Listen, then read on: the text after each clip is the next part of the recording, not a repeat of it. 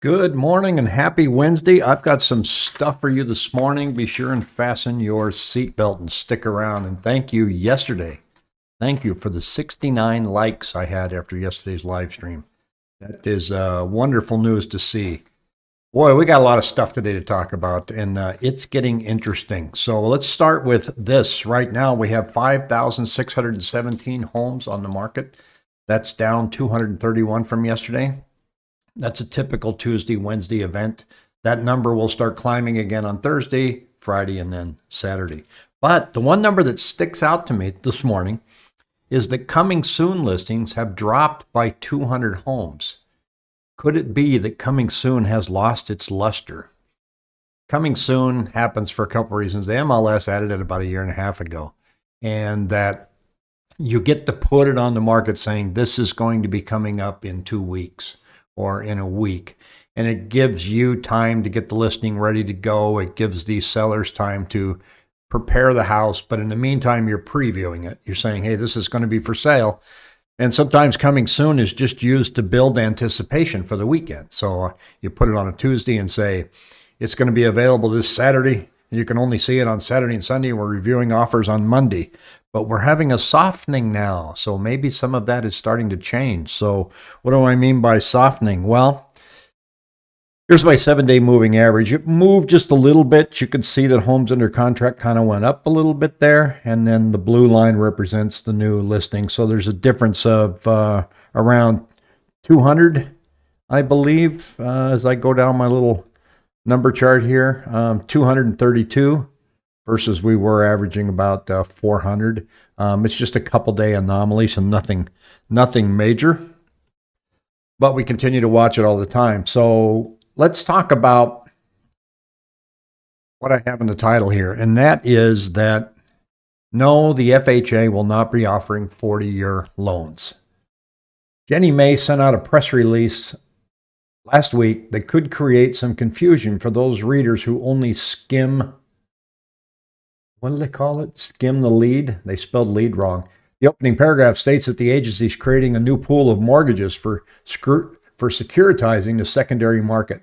The pool, to be known as Pool Type CET, will contain loan terms up to 40 years, while the current set of pool types only supports loans with 30-year terms. So what they're saying is that if you're coming out of forbearance, one of the options that they want to offer you is to redraw your note and make it a 40-year term.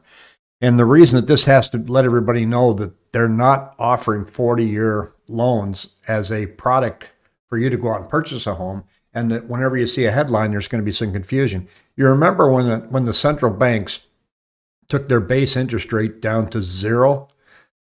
Lenders were getting phone calls like crazy. I understand interest rates are now zero. I understand they're now zero. It's like, no, they're not. There's a difference between the central bank going down to zero and what mortgage rates really are. So I anticipate that lenders are going to start getting phone calls asking if they can have 40-year mortgages. And the answer is no, they will not. So there's a couple of things that went on.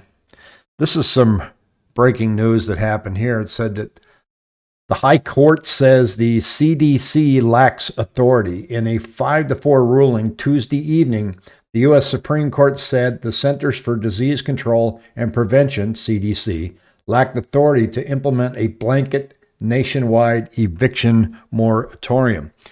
Now, that's interesting because I was talking to my best friend yesterday, and we were talking about these states like Washington State that's issuing an extension on this rental moratorium, the eviction moratorium. And he says, what gives governors the authority to do that? It seems unconstitutional to me. And it has bothered me that the CDC can issue this nationally. It doesn't seem like it's constitutionally fair. A contract is a contract. Yet they went in and did it. They did it under Trump, and it was upheld with Biden. And the Supreme Court took a look at it and said, yeah, it's unconstitutional, but since it's set to expire in 4 weeks, we're going to go ahead and leave it in place. So they're just not letting anybody extend it. So what's going to happen to states like Washington State now that has extended it to September? I think there needs to be some pushback on some of these governors. There ought to be limits to certain things that you can do, and that's my soapbox. So I think that's a problem. Now, you're going to see some interesting numbers. And one of them is right now that the Case-Shiller numbers are coming out. Home prices surged in April in a truly extraordinary rate.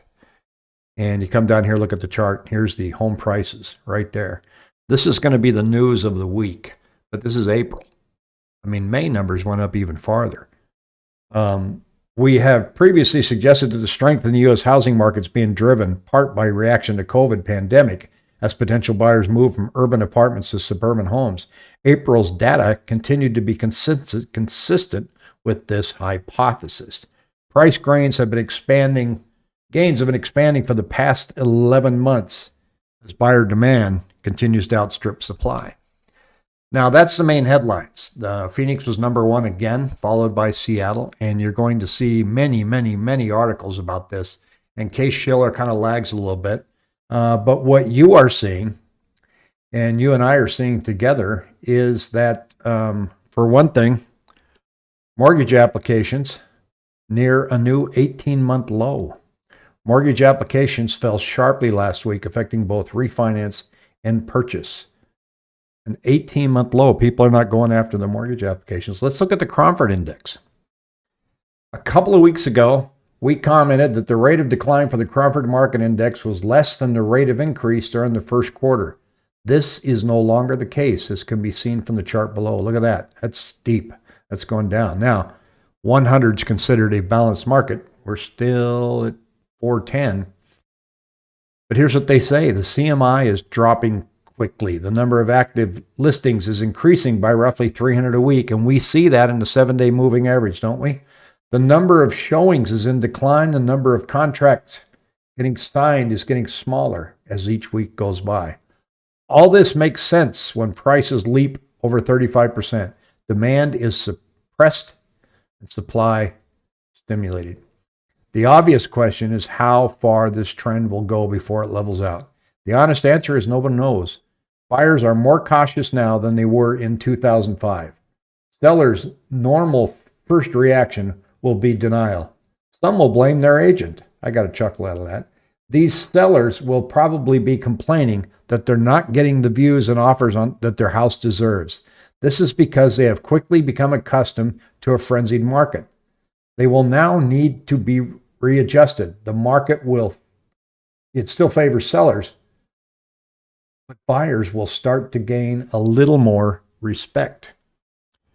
What they're saying is that, and this is what I was saying a little bit yesterday, is that it's going to take a while before sellers to realize what's going on, because it changes slowly, but you still saw what your neighbor's house sold.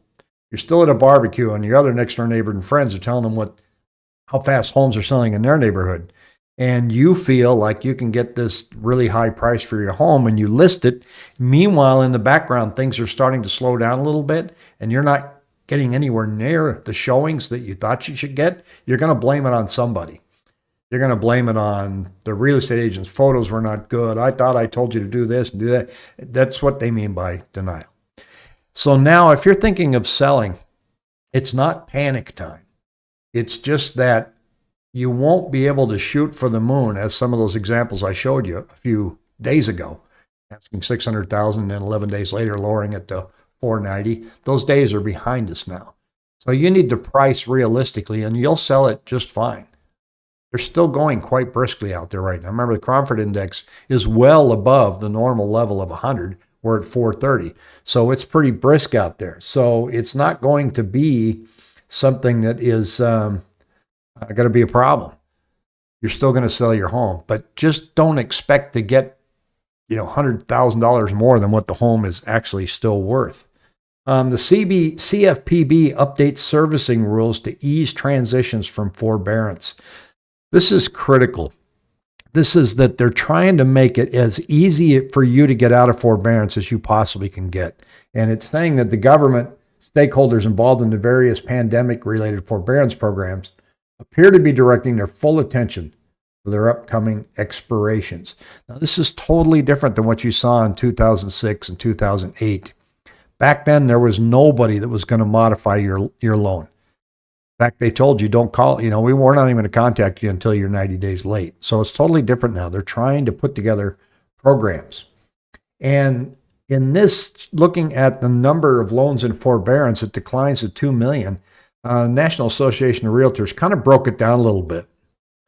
And it said that most distressed borrowers are working out payment options with lenders to keep their homes.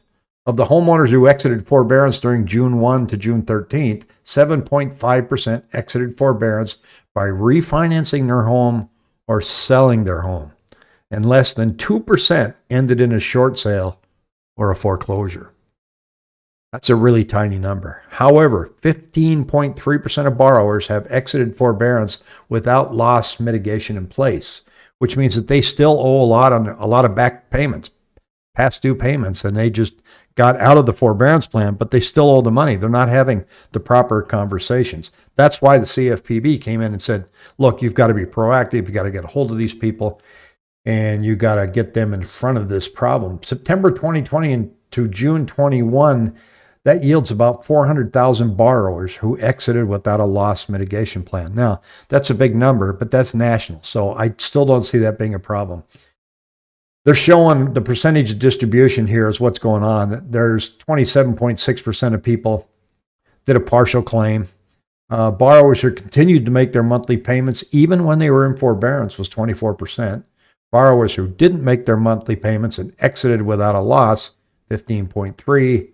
Loan modifications or trial loan, 10%. Repayment plans or short D lose 1.5%. So it's people are exiting the plan at a high enough rate to where we're not going to see a wave of foreclosures. The numbers to watch while we're seeing that decline in the Cromford Index start to come down even further is that we really need to pay attention and to see if this is just a summer phenomenon or not, because fundamentals are still strong for home sales to remain strong. Right now, there's a lot of guessing on what's going on. Is this slowdown that we're seeing an increase of listings just because on the buyer side, people just want to go on vacation? They're just leaving town. They're just going to put the buying decision off. Is it also a combination because home prices went up too much and people are just priced out? And people are putting their homes on the market more now at about 300 to 400 more a week here in Arizona than normal. If that trend continues and the buying traffic stays where it is, normalization will come before Christmas. When I mean by normalization, I just mean a more balanced market. So as we watch these numbers getting now into July, it's going to be very interesting to see if the homes under contract stay at that level or even start to decline a little bit. And we'll need to watch and see how many homes, and this is a hard number to track, but it's kind of like, boots on the ground. Are you seeing a lot of appraisal waivers anymore? That's the first thing that's going to go away. If this thing gets more balanced, appraisal waivers, they're gone.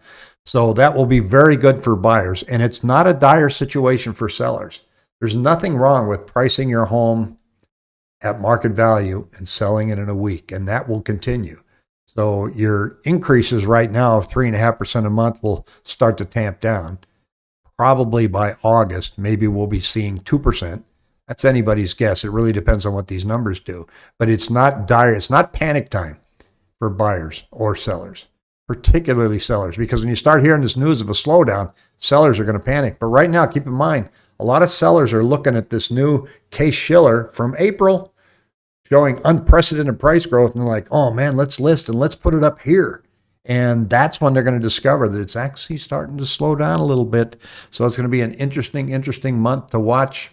We did get some rain yesterday, and our fires are 70% contained, not enough to snuff them out. So I'm hoping we get some relief today and tomorrow. So happy Wednesday. Take on the week. Take care.